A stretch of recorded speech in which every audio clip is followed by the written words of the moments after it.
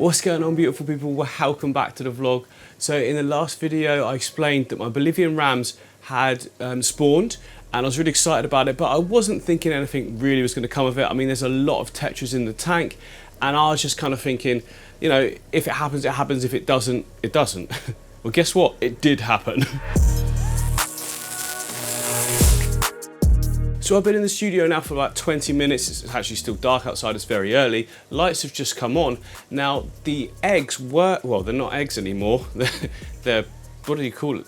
Fry? They're fry, not even fry, they're just little wigglers at the moment. So they were at the front of the glass, but already the Rams have obviously seen me go up close and they've moved them further back. So this is the whole area they were in before and it was all in this section, but look. So see back there, that's the male, a bit dark there. Yeah, that's the male. And if you look below him, right there, it looks like a really sort of staticky fuzz. Oh no, the camera can't pick it up. Why can't you pick it up, camera? Yeah, the camera's struggling because everything's so small, but I can just about make it out there, can you? It looks like static, it's like fuzz, fuzz, fuzz. But that's all the wrigglers in this tiny little pocket there, and they're all just sort of bunched together. You know, look, for reference, there's the size of the Bolivian Ram, that's the male, and he's just hovering right over the top of it, keeping them all safe. Now, the other fish, they must know something's going on in this area. Every time they go anywhere near at all, they get chased out. I did actually just see the leopard cories. They were all over in this area as well. But as soon as I come in, they get really shy, and I saw them just go scarp up. There we go, look, there's one there. There he is, look, hiding there on that piece of wood. So I'll zoom out, look, so you can see where that is. So he's gone straight back over that other side. There's some Adolphi as well over there, look. They're beautiful little fish, aren't they? They're like bumblebee cories. So yeah, look, it would be absolutely great if we could get these babies to survive, wouldn't it? I mean, again, I'm not expecting it. I've seen this before, actually, where loads... Actually, no, I didn't. I only saw eggs before. I didn't get to the stage where we're at now, where... got the actual wigglers. So this is the first time actually with Rams getting wigglers. I have seen tanks that are just absolutely full of like fish everywhere, and they've actually managed to get their Rams to breed and get them to grow up. So I mean, there is a chance it can happen. I really, really do hope it will happen. Obviously, I've got the Crebensis tank, but I've always wanted to breed the Rams, another form of dwarf cichlid. They're both dwarf cichlids, but you know, they are completely different. Even me just being here, look, this female is not happy at all, going backwards and forwards. All the other fish are just thinking, feed us, we don't care. We don't care about these silly little eggs. Now, maybe it's because I created an environment they really like. Maybe these guys were always just going to spawn, but I'm going with the environment. This little area they decided to spawn in and, you know, raise the fry by the looks of it is very representative of the areas they're from. All that leaf litter and the twigs, and it looks like a really defendable area as well because it's kind of like a whole set. Maybe I'm seeing something that isn't there. We do tend to see stuff that we want to see, don't we? But it does feel like it's a sort of open area with a cage around it that they can easily defend. Again, perhaps completely pot luck, me setting something up there that works really well for them, but yeah, I'm so happy. I'm going to keep you guys updated on this. Hopefully we can just continue with what's going on here and get good success. But if not, then at least I know I've got a breeding pair that are really healthy and doing well.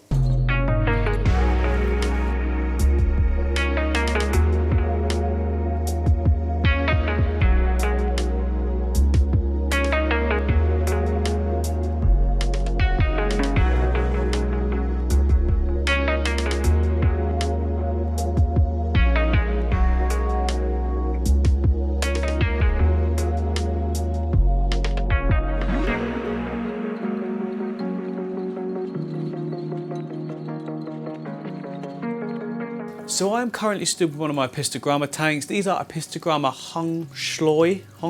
So I don't know, I'll put it up on the screen. Anyway, I set this tank up about 4 months ago, 5 months ago, something like that. And the tank has done really, really well. It's grown so thick like you wouldn't believe.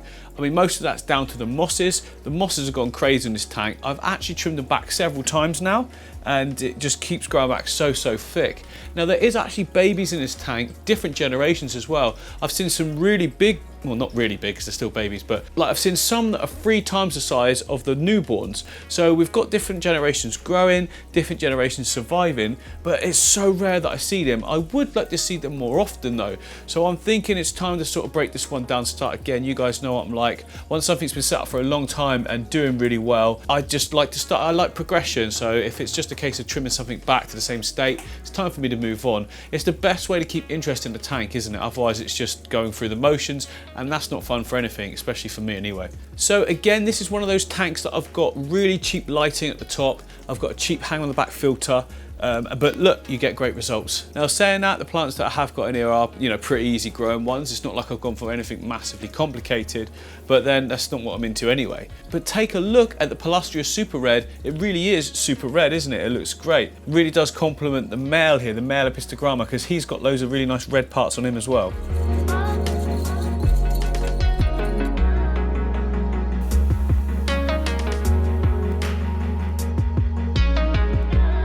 Right guys, so it's now day 2 since I first noticed the eggs. I've come in this morning and they weren't in the same place. So naturally I'm thinking, oh, they've been eaten overnight and we're probably not gonna get any babies, survive this time. But that wasn't the case, so I checked right next to the place they were in before and they'd been moved. Now at that point I've run into the other studio, you know, got a few things out, got a bit ready, and then I've come back and they've moved again.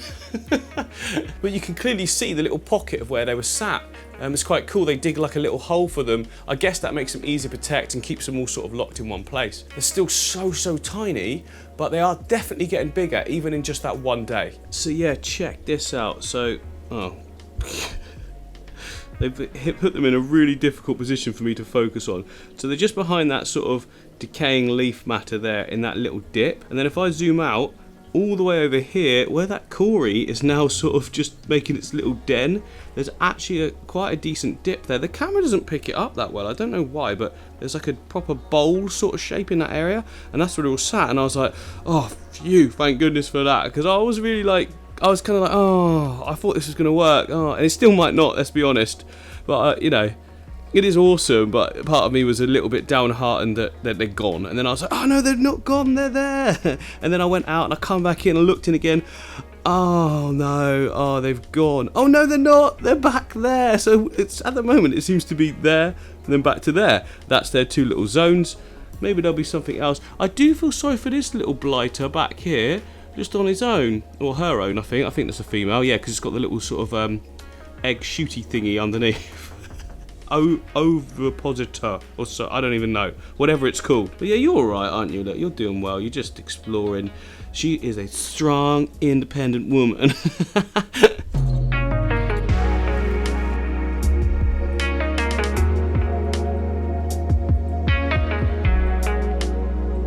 So I'm currently over at the shallow Betta fish tank. It's got off to a little bit of a ropey start, nothing too bad though. It's going through like a transitional period. That's what I'm going to call it anyway. Overall, we're getting along great. We've got a little bit of diatoms going on, but yeah, that's to be expected in the new setup. In terms of the hair grass, we've got some die-off and some new growth. This is brilliant because it just means it's sort of adapting to the conditions, and eventually we'll get like a full carpet. That's going to take time with this setup because there's such a low amount of light. You know, it's only a little desk lamp at the end of the day, isn't it? I mean, there's 0 algae anywhere. Now, this probably means the lighting's a little bit too low because, you know, you normally get a little bit of dust algae at least when you've nailed the lighting. But that's fine, I'm going for a really sort of simple aquarium here that just sort of looks after itself. I actually added a single ram's horn snail to the tank, which is really doing the job with the diatoms as well on all the rocks. I've not cleaned it at all once, I've just been doing water changes, so it's doing really good actually. So when you do a new setup and you start to see some plants melting or sort of changing, don't panic too much, just have a look at them close up and see if there's new growth coming. If there's new growth coming, all good. If not, then it's probably an issue with nutrient levels, and that's actually the case over in the Neon Tetra tank.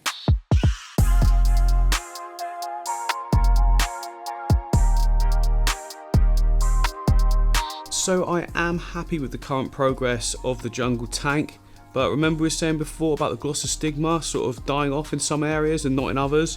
Well, it's sort of gone everywhere now. Some is still there, but most of it, look, has pretty much died out. Now I'm thinking that's down to the fact that there's not many nutrients in this foreground area, and despite the camera making it look a little bit brighter, it's not hugely powerful light. Let me show you how I'm seeing it exactly. That's probably more like how we're looking. So you can turn the camera's ISO up so it receives more light. So yeah, if I come to the side, look, you can see down here in the foreground area we've basically got no nutrients. and they start about there. So that's possibly why they're dying off. They've not got enough light or enough nutrients. So what I'm going to do is just call it quits. I know when it's time to pull the plug. I'm going to pull these out and replace them with some Monte Carlo, which to be honest is a very, very similar looking plant anyway. I might even stick in some root tabs in these areas, which I completely forgot to do when I set it up. And hopefully we'll be alright then. It's not really deep, so I'll probably put the root tabs in underneath the rock sort of areas and then the Monte Carlo on top. But I think it's worth doing because it's really worth, in my opinion, bringing some of those foreground plants forwards and just continuing that jungle sort of theme. I mean, quite a few people would say this is a CO2 issue. You're not using CO2, so Glosso won't survive. I've had Glosso carpet in tanks many times before, albeit with a more high-powered light than these, so it could be lighting, it could be nutrients. Either way, I'm going to swap it out for that Monte Carlo.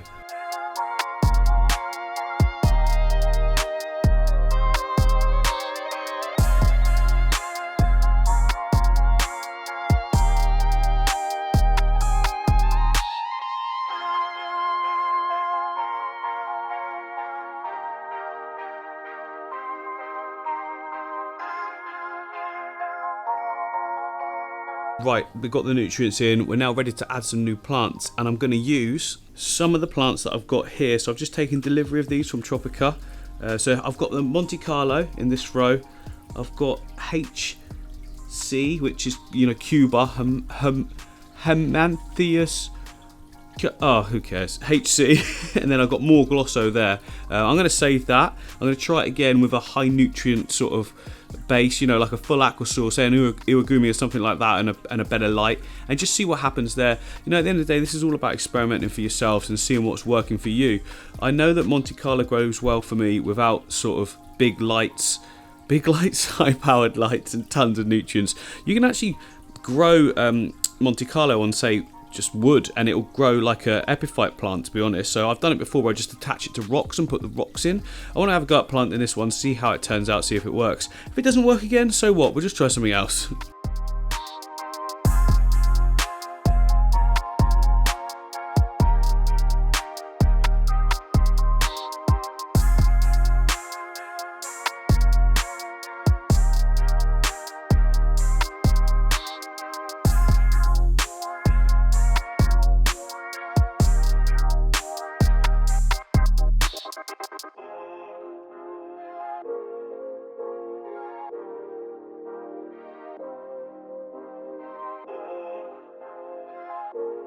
So that is the plants put back, tank looking good again. I also removed some of the crip leaves, there's a few more sort of dying off, again completely normal.